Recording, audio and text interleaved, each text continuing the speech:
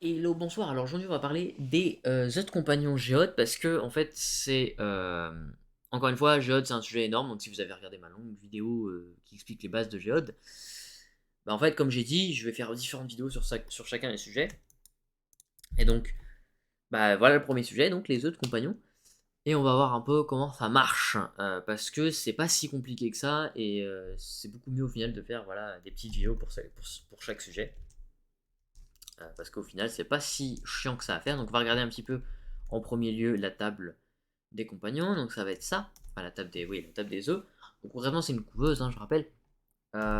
Et donc, dans cette couveuse, on va pouvoir mettre des œufs. Et ces œufs-là, en fait, on a. Donc, il y a plusieurs types d'œufs différents. Donc, on va regarder juste après. D'abord, je vais expliquer les accélérites et les magnétoiles. Concrètement, les magnétoiles, c'est une compo qu'on craft qui est plutôt chère, qui permet donc d'augmenter les chances d'avoir une rareté supérieure. Donc d'avoir une rareté non commune ou rare. Sachant que la rareté de base, c'est évidemment commun. On va regarder du coup la rareté en question. Puisque donc voilà, comme on peut voir, il y a 9 compagnons. Donc le Sacréoptère, je vais dire 8 parce que le Sacréoptère c'est un truc d'event. Mais voilà, donc on a des compagnons qui viennent de différentes caves. euh, et qui sont plutôt à part, puisque en gros on peut les avoir spécifiquement en aidant les compagnons différents qu'il y a donc dans les caves, mais on peut aussi juste simplement utiliser les autres compagnons de bronze ou argent ou or que vous n'aurez probablement jamais, hein, puisque croyez-moi quand je vous dis que depuis le temps que je joue, j'ai trouvé un seul œuf en argent et zéro œuf en or. Et pendant plusieurs semaines, j'ai farmé plusieurs semaines les tops de, d'œufs de compagnons trouvés. Et vraiment, c'est non. C'est extrêmement rare. J'arrive jamais à avoir. D'ailleurs, il m'en manque deux. Il me manque deux rares que j'arrive pas à avoir du tout. Et je farme. J'utilise les magnétoiles. Et c'est très dur en fait, hein. Ça devrait pas être aussi rare. Que ce soit avoir un des compagnons via une magnétoile, via un œuf de bronze, ou même simplement avoir un œuf en argent ou un œuf en or. Ça devrait pas être aussi rare. C'est beaucoup trop rare. C'est too much, clairement. Voilà. Donc concrètement, la deuxième chose, donc, c'est l'accélérite. L'accélérite, ça va réduire de 2 heures le temps d'incubation de chaque œuf. Je tiens à préciser que donc les œufs en argent, on ne peut pas mettre de magnétoile dessus, du moins on ne peut plus parce qu'à une époque on pouvait. Je sais pas pourquoi ils l'ont enlevé, c'est complètement débile. Et le temps d'incubation est moins long, de moins en moins long selon la rareté donc de l'œuf. Il me semble que c'est 6 heures pour non, 5 heures pour un argent. Non, 6 heures. Il me semble que c'est 6 heures pour un argent, pardon. Et en or, je sais plus si c'est 3 heures ou 2 heures. Mais enfin voilà, c'est un des deux. Je crois que c'est carrément pardon. C'est carrément 2 heures. C'est 2 heures parce que il me semble qu'on peut mettre qu'une seule accélérite dessus. Enfin bref, voilà. Ceci étant dit, en fait, une fois que le temps est réduit, donc soit via une accélérite, soit avec le temps, vous pouvez cliquer sur l'œuf à la fin et vous obtiendrez le compagnon. Vous avez une chance à chaque fois que vous cliquez dessus d'obtenir donc soit un commun, soit un non commun, soit un rare. Donc ensuite, l'entraîneur de compagnon, c'est une compo, donc c'est le cristalliseur de lien qu'on a dans l'établi de cristallogie, et avec celui-ci, on va pouvoir améliorer la rareté de nos, enfin pas la rareté, les étoiles de nos compagnons, qui vont nous donner donc des stats supplémentaires. Il y a beaucoup de gens, je vais debunk un truc.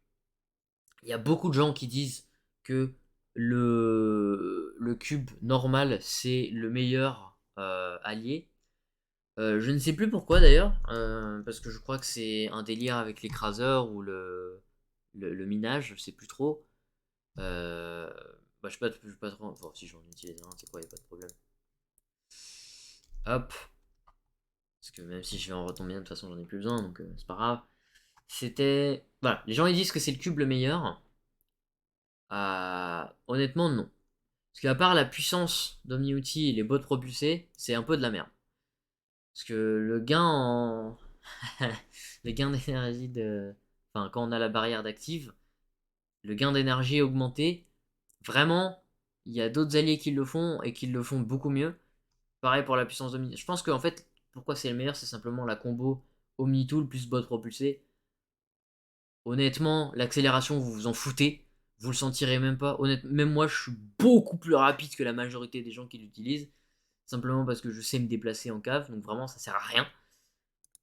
Pour ce qui est de la puissance d'Omnitool, c'est la seule utilité que je vois, mais il me semble qu'il y en a d'autres qui l'ont. Peut-être pas forcément les rares. Si, voilà, puissance d'Omni-Outil, plus 15%. Franchement, non. Vous prenez celui qui vous intéresse le plus.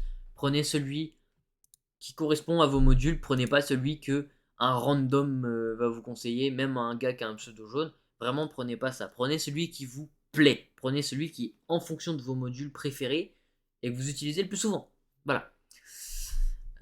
Donc troisième chose, c'est donc le chenil. Donc le chenil, en fait, c'est encore une fois un loot collector, un recycleur de butin pour géode. Donc vous pouvez recycler soit les œufs directement dont vous avez plus besoin, ce que je conseille pas, puisque du coup si vous avez plus besoin d'œufs, ça donne tellement peu de cristaux que moi ce que je fais c'est je les mets de côté. Donc là j'ai utilisé un œuf, c'est pour ça que ça me faisait chier, c'est parce qu'en fait je mets tous les œufs de côté dont j'ai plus besoin. Et comme ça quand je les drop, bah ils sont pas encombrants. Et si jamais je me trompe dans les noms, genre Hurlave, Kragopod, Sautillon, si je confonds les noms, bah comme je mets les œufs de compagnons dont j'ai pas besoin de côté, bah en fait les seuls qui apparaîtront ici c'est ceux dont j'ai besoin et c'est ceux que j'utilise. Donc voilà, moi je conseille de garder et de pas recycler les œufs de compagnons. Les magnétoiles, pareil, on recycle jamais. Donc les compagnons qu'on a en double, donc là vous voyez j'ai recyclé un cube parce que je l'ai déjà en commun, je l'ai déjà en non commun, je l'ai déjà en rare, j'en ai pas besoin, j'ai pas besoin de l'améliorer.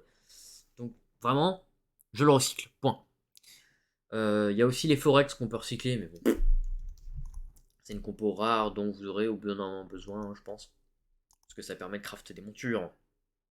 Donc deuxième étape, ça va être, enfin, quatrième étape, pardon, ça va être de regarder un peu comment ça va. Donc le cristal lézard de lien, c'est ça qu'on utilise pour monter de niveau enfin pour monter d'étoile un compagnon.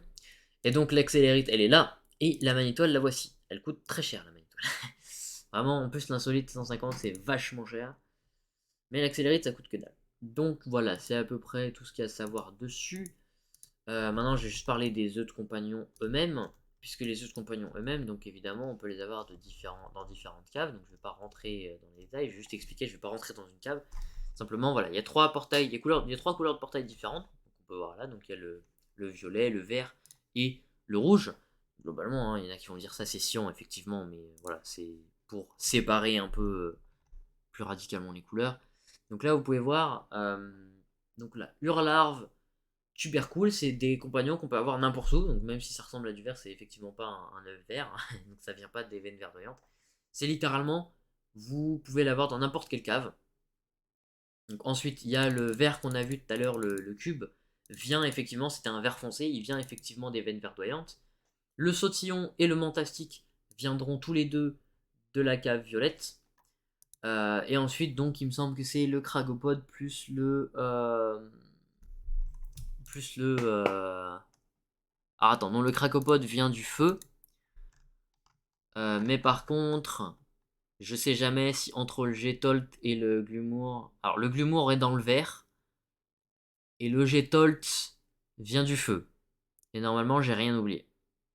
Donc voilà, ça va être côté lune. Ça va être côté vert. Donc veine verdoyante. Ça va être côté feu. Ça va être côté lune. Ça va être côté veine verdoyante. Ça va être côté feu. Ça va être partout. Et ça, c'est event. Voilà. Donc j'espère que cette vidéo vous aura été utile. Petite précision, je rappelle plutôt qu'en fait les œufs de compagnon spécifiques à chaque créature, on les a en aidant les créatures, on a une chance à chaque fois, je crois que c'est entre 5 et 10% de chance par créature qu'on aide d'avoir leur œuf de compagnon à eux. Donc avec le temps, vous finirez par reconnaître le nom des créatures juste en regardant la créature. Et voilà. Donc c'est tout ce que j'ai à dire. J'espère que cette vidéo vous aura été utile. Si jamais vous avez la moindre question au niveau des compagnons, n'hésitez pas dans les commentaires. Bye.